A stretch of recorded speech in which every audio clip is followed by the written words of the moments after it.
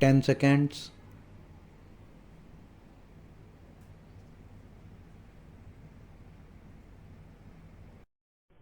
Coming to the internal affairs of the country, Madam Deputy Chairman, the policies of the Government of India for the last 60 years have been so manipulated that the rich people are becoming richer and the poorer sections of the people are becoming still poorer. The committee that has been appointed to investigate into the question of the distribution of income has not yet given its verdict, but it is common knowledge that the people who are in the higher ups have become more rich and the people in the lower rung have become poorer. The prices of essential commodities that the peasants and the workers use have gone up so high that they are not within the reach of the mass of the people of the country. Government have not taken adequate steps to bring down the prices and to stabilize the prices as was recommended by the Food Grains Committee. We are now in the 11th plan. While the plans are progressing, the number of the unemployed in the country is increasing. This is a very anomalous position. It is the government alone that can explain why, in spite of the plans, the unemployment problem is becoming more and more acute. As was rightly pointed out yesterday by some speakers, our agriculture has not been paid due attention that should have been paid to in a country where 80% of the people live on land.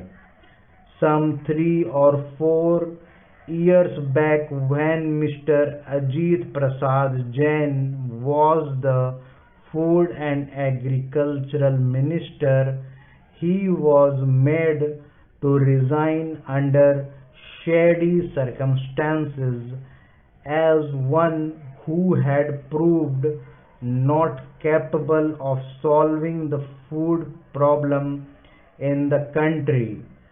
A suggestion was thrown that the portfolio of agriculture should be handled by an important and senior member of the cabinet, and particularly in the states by the chief ministers of the states. But nothing of the sort has happened. Whatever increase in food grains output we have obtained is not because of any increase in the yield per acre, but because of extensive cultivation. More land has been brought under cultivation and some irrigation facilities have now been provided, but the increase that we have seen is not in keeping with the demand that is necessary for us to feed 400 million in India. So, whatever industrial development we want. The basic factor is that our agricultural economy should be improved. For that, all efforts should be made.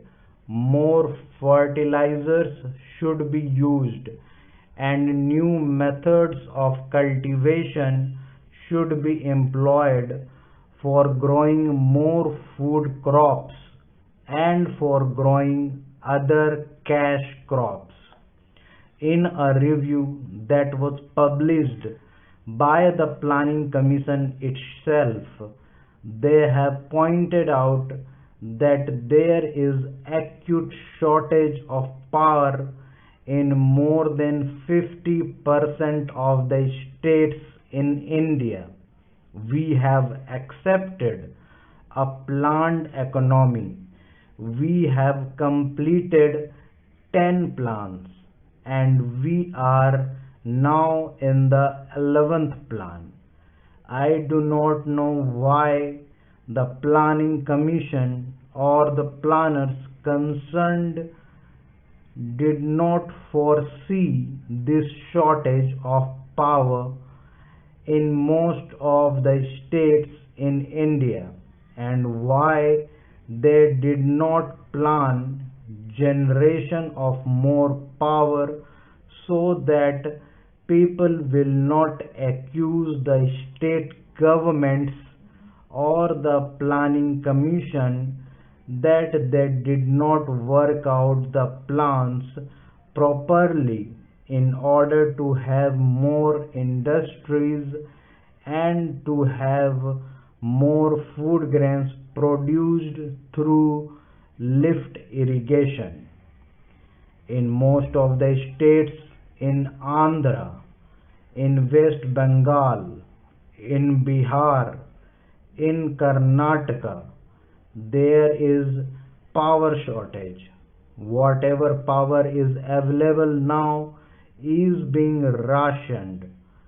There are thousands of units of small scale industries which are not working for want of power, and there are thousands of lift irrigation pumps which are denied power supply for purposes of irrigating their lands, and wherever power is supplied, it is supplied during nights, which is not very convenient to make use of the power and use the power for agricultural purposes.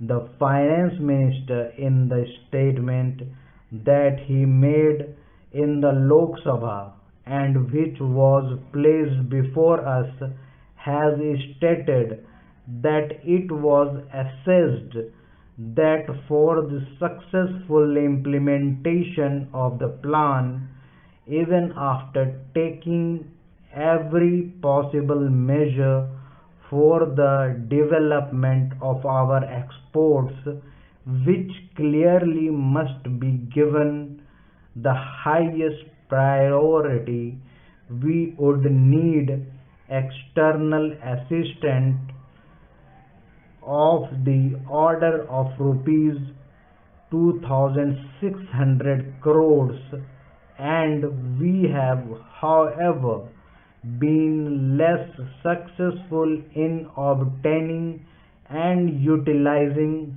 the external assistance required for financing the imports necessary for our developing economy to industrialize our country and to bring it on par with other well-developed countries. We do need assistance, financial, technical, and other assistance. The finance minister was so hopeful that he was getting rupees 2,600 crores of foreign aid from Aid India Club and other countries. But now he is not hopeful of getting that amount which is necessary to fulfill the targets in the third 5-year plan.